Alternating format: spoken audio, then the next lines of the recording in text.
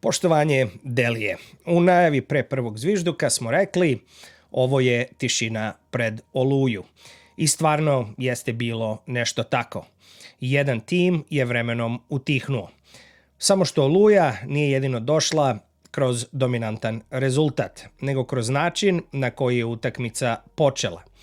Prvih 20 minuta Zvezda je bila bez centralnog izlaza, videli smo pressing čovek na čoveka i duel na svakoj lopti.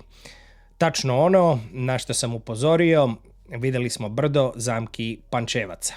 Ali razlika između evropske ekipe i dobre superligaške ekipe nije u tome da samo izbegne zamke, nego da se brzo prilagodi. I zato večeras nismo gledali potpunu dominaciju Zvezde, gledali smo adaptaciju. Zato ovo nije samo priča o našoj pobedi od 3:0, ovo je takođe priča o tome kako se izlazi iz Oluje koja tek dolazi. A ova utakmica je bila generalna proba za Lille, pa da vidimo šta smo naučili. Moje ime je Denny, a vi gledate Tactical Pitch, ovdje objašnjavamo zašto, a ne samo šta. I samo na kratko da postavim strukturu utakmice, pomalo iznenađujuće, Zvezda je u fazi izgradnje napada bila u 4-2-3-1 sa širokim štoperima i bez centralnog prijema kroz šestice. U završnici prelazi u 3-3-4, jedan bek visoko, krila ka unutra, Kostov u 16 metara i napad kroz širinu i centaršut. U fazi odbrane mid blok je bio 4-3-2-1 bez visokog rizika i sa kontrolom dubine terena. Železničar s druge strane očekivano u 4-1-4-1, visok pressing, čovek na čoveka na startu, a posle izgubljene lopte brzi pad u nizak blok sa uskim linijama. Takođe, igrali su jako agresivno u napadu, njihova tranzicija išla u 3-2-5 sa krilima u međuprostoru i da zaključim, to je bio osnov taktičkog odnosa večeras. A u najavi sam rekao, ova utakmica može da postane zamka, a ako Zvezdi neko oduzme sredinu terena. I upravo to je Železničar radio od prvog minuta. Ne presing na štopere, njihov prvi cilj bili su Krunić i Alšnik, znači čovek na leđa, zatvoren ugao prijema i bez da im dozvole da se okrenu. Znači, kad nemaš kome kroz sredinu, jednostavno moraš na bok. I šta se taktički dešava? Železničar u fazi odbrane 4-1-4-1, znači uske linije, najbliži igrač ide agresivno na loptu, dok međuprostor je zatvoren. I njihov cilj je bio, znači da nema progresije kroz Krunića, nema prijema između linija, a to nas je teralo na dugu loptu ili na bok. I zato build-up Zvezde na početku utakmice izgleda sporije, tromije i nekako teže zagledati. Ne zbog naše kvaliteta, nego zato što je centralni prostor zatvoren. I šta sam video na terenu, znači Zvezda resetuje posed sa loptom ka unazad, ide lopta od štopera do štopera, tražimo izlaz preko beka ili boka i igramo više dugih lopti nego inače. I znači to je ta taktička posledica. I to je nešto slično što je radio Čukarički, a nakon ove utakmice verujem da je to nešto što će probati i Lille. I zašto je ovo bila zamka? Jer te ovakva struktura jednostavno tera na pogrešne odluke. Videli smo Kate imao mnogo dodira, malo efekta, Ovusu imao dosta šuteva sa distance, ali bez snage šuta. Oduzeli su nam, jednostavno rečeno, igru između linija. Ali šta je po meni bila ključna razlika? Naš tempo nije opao, nismo izgubili kontrolu utakmice, samo smo promenili put do gola. I tu se vidi razlika između ekipe koja upadne u zamku i ekipe koja je takmičarski zrela. Jer večera Zvezda nije pobedila kroz sredinu, niti na silu. Pobedila je kroz širinu, sidru u napadu i drugi talas. I jako kratko, jedno brzopotezno pitanje za komentar. Šta mislite o Strahinji Erakoviću za sada? Pa da nastavimo. Znači, ako nemaš sredinu, protok lopte kroz sredinu u prvom poluvremenu, moraš da pronađeš drugi put. I to je trenutak kada utakmica taktički prelazi na Zvezdinu stranu. Jer večeras Zvezda nije pokušala da probije blok kroz pas između linija, osim na trenutke, ali bez kontinuiteta. Stoga je Zvezda počela da ga zaobilazi. I šta su bili ključni mehanizmi? Prvi mehanizam je bio širina kao izlaz. Imali smo pas kroz sredinu, pa onda dijagonala na bok, znači bek je išao u overlap i pravili smo višak 2-1, a to nije improvizacija, to je sistematsko razbijanje presinga, jer kad ti zatvore centralni kanal, širina postaje najkraći put do gola. I onda se postavlja pitanje zašto smo videli toliko centaršuteva, a ja mogu reći da Zvezda nije tražila centaršut, blok nas je naterao da centriramo često, jer u međuvremenu Železničar brani usko sa 6 plus igrača u i oko 16 metara bez izlaska na bok. A to znači da dolaziš do završne trećine, puniš kazneni prostor i čekaš drugi talas. I to je bio pravi izbor napada na niski blok, što je Zvezda koristila i uspevala da radi. Onda dolazimo do drugog mehanizma. Arnautović se koristio više kao Sidrov, znači target man, nije bio odsečen, niti je čekao loptu. Ovo je bila utakmica jednog zrelog špica koji prima loptu pod pritiskom, spušta iz prve, vezuje štopere i aktivira naš vezni red. On je faktički postao naš izlaz iz presinga, ta neka platforma napada i razlog zašto je drugi talas napada postojao. Prvi gol iz gužve nije slučajan, to je nagrada za stalno prisustvo u kaznenom prostoru. I poslednje, treći mehanizam, to je bio upravo to što sam spomenuo, taj drugi talas. Zato vidimo često da Elšnik dolazi na odbijenu loptu, Katej dolazi na povratnu i Kostov dolazi iz dubine. To znači napad se ne završava centar šutom, napad je u stvari počinjao centar šutom. I to je bila ključna razlika. Železničar ulazi u zadnju trećinu, a Zvezda regularno ulazi u 16-terac. Statistika je to potvrdila. Imali smo 48 dodira u 16-tercu, 6 velikih šansi i 16 šuteva iz kaznenog prostora. I to je jedan zreo signal našeg tima. Znači, i kad to sagledam taktički, Zvezda nije probila blok, Zvezda ga je okružila. Ali na 1-0 rezultat je i dalje bio aktivan za Pančevce. Jer do drugog gola postoji isti problem. Dolazak do bloka, ali ne iza bloka. Zato vidimo šuteve sa distance i zato utakmica ostaje i dalje u jako visokom tempu i ritmu. I zato Stanković posle meča priča o odlukama u završnici u trećoj trećini, kao što je sam rekao. Ali u trenutku kada Ovus ulazi u 16-terac, Arnautović spušta loptu za Kostova i Kostov dolazi iz drugog plana, utakmica se lomi u našu korist. Jer to više nije centaršut, to je penetracija kroz strukturu. I do tog trenutka utakmica je bila otvorena. Zvezda jeste kontrolisala prostor, Zvezda jeste imala kvalitet šansi, ali i dalje postojao način kroz koji je Železničar mogao da se vrati u utakmicu.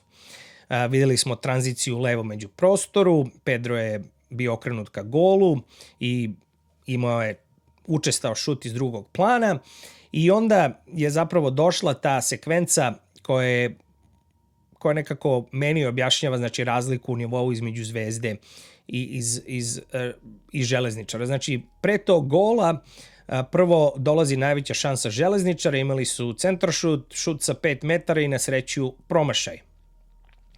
I to je bio kako bi rekao, njihov trenutak i to je bio taj scenario koji sam ja najavio u emisiji pre prvog zvižduka, a rekao sam da će Pančevci tražiti energiju, duel, visok tempo i kaznu na jednu grešku.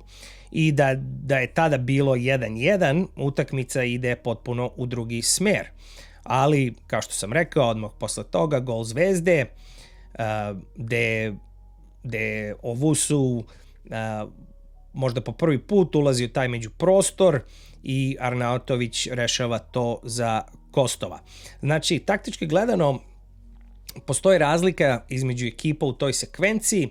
Železničar ima šansu, ali nema mirnoću u završnici, dok Zvezda dobija taj prvi otvoren prostor u međuprostor i rešava, postiže go bez mnogo dodatnih dodira na loptu.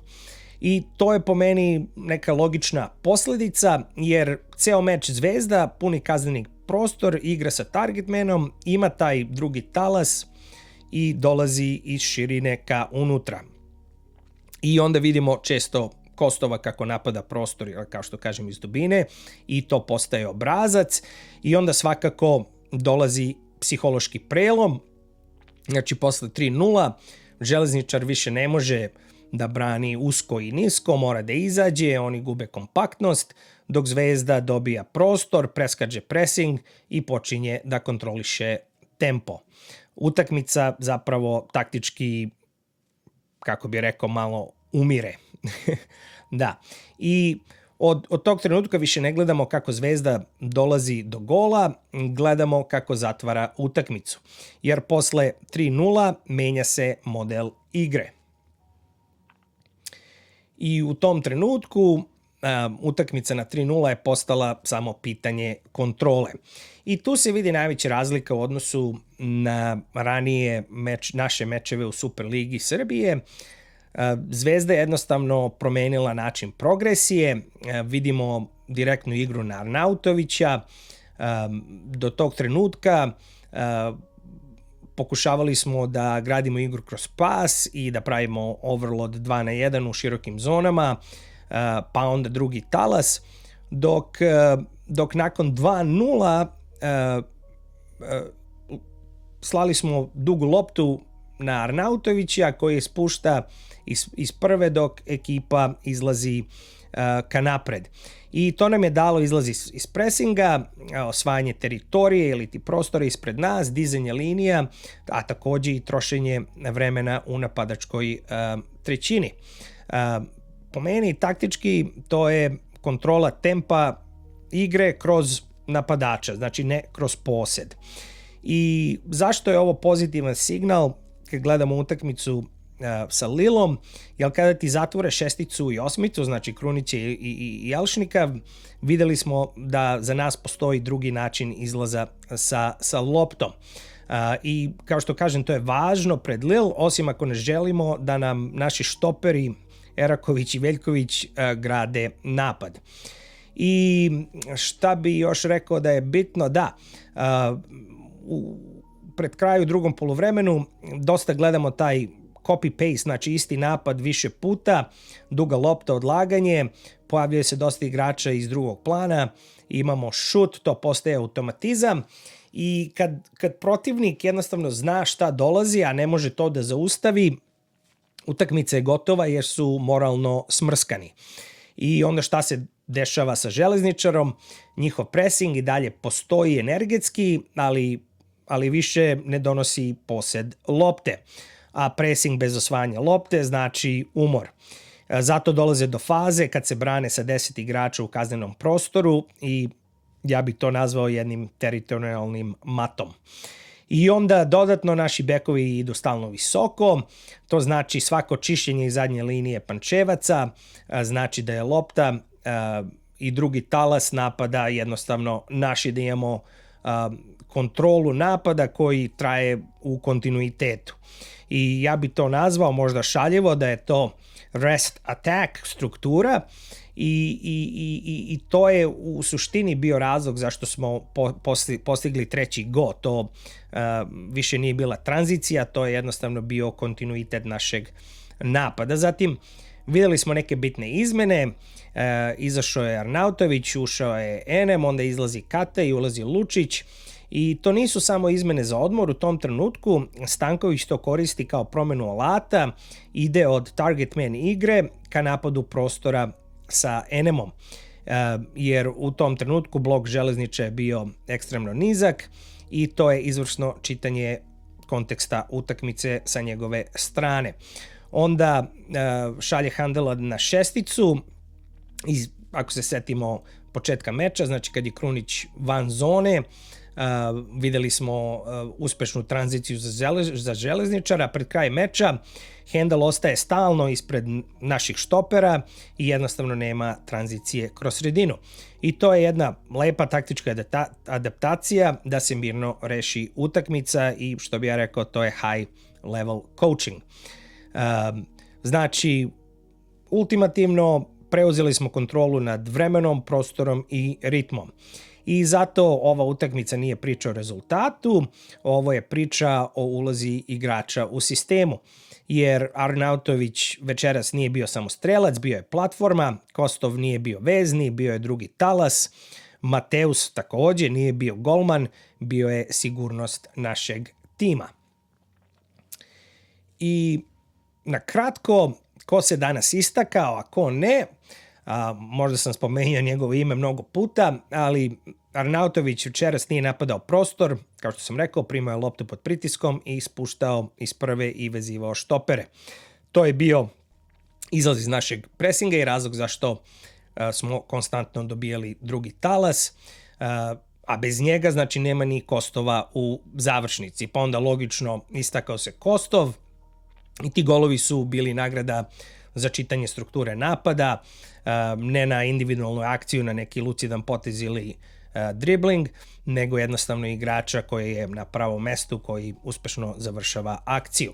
Zatim, Ovusu je bio taktički važan, najveći proglas lopte je bio po desnoj strani, stalni ulazak u 16 metara, njegova asistencija je zapravo bila samo posljedica toga, ali po meni njegov šut sa distance ostaje sljedeći razvojni korak, jer vidimo da ima jako slab udarac po jačini iz daljine. Ko je podbacio po meni? Danas Katai, imao je mnogo dodira između linija, ali bez efektivnosti u levom međuprostoru u kom je inače najopasniji. Također bih spomenuo Veljkovića koji se istakao kontrolom dubine, bez panike, dobio je dosta prvih duela i gasio je tranziciju pre šuta. Znači, to je neka po meni nevidljiva stabilnost odbrane, jer on je generalno jedan tih igrača, ali jako koristan za tim. I onda također spomenuo bi Mateusa, jer je imao zaista par ključnih odbrana danas. On se ne trudi da bude spektakularan, nego je jednostavno ta neka naša sigurnost, on nam dozvoljava da pravimo greške ispred njega i u ovom slučaju nam je sačuvao i rezultat. I večeras nisu presudile individualne akcije, nego kumulativne funkcije igrača unutar sistema. I zato ova utakmica nije samo 3 boda, ovo je također i odgovor na pitanje iz ove emisije, da li Zvezda ima takmičarsku zrelost pred Evropu, jer večeras nije pobedila kroz dominaciju, pobedila je, kao što sam rekao, kroz adaptaciju. I nadam se da nam je sada jasno zašto je ishod pobjeda od 3-0. Vidjeli smo takmičarsku zrelost, ali poslali i poruku za Lilu jednostavno. Znači, ako zatvore našu šesticu i osmicu, za nas postoji direktan izlaz. Ako pressing odnese prvi pas, znači postoji igra na targetmana. Ako meč postane fizički, postoji kontrola ritma i to nije neka moja pretpostavka, ja mislim da smo večeras to demonstrirali. A izjava Stankovića nakon utakmice je pečat današnje teze, imao je nezadovoljstvo u odlukama u završnici, uz zadovoljstvo rezultatom i zdravim timom, znači utakmica je vođena sa evropskim prioritetom. I kao što sam rekao, ovo nije bila tišina pred Oluju, ovo je bila utakmica u kojoj Zvezda pokazuje kako pobeđuje kada joj oduzmu prvi plan. a u Evropi ne pobeđuje tim koji uvek ima rešenje, nego tim koji pronađe novo rešenje kada mu prvo rešenje ne funkcioniše. I imam glavno pitanje za vas danas. Po svemu viđenom, da li smo spremni za Lille i zašto? Svakako pišite ispod. Ja, kao što znate, odgovaram svima. Također na ekranu imat ćete i jedan video, igrački profil Mateus, pa pogledajte to, radit ćemo te igračke analize svake nedelje, a također uskoro izlazi video, upoznajte Lille. U međuvremenu gledajte Zvezdu i Tactical Pitch, pozdrav svima i čaos!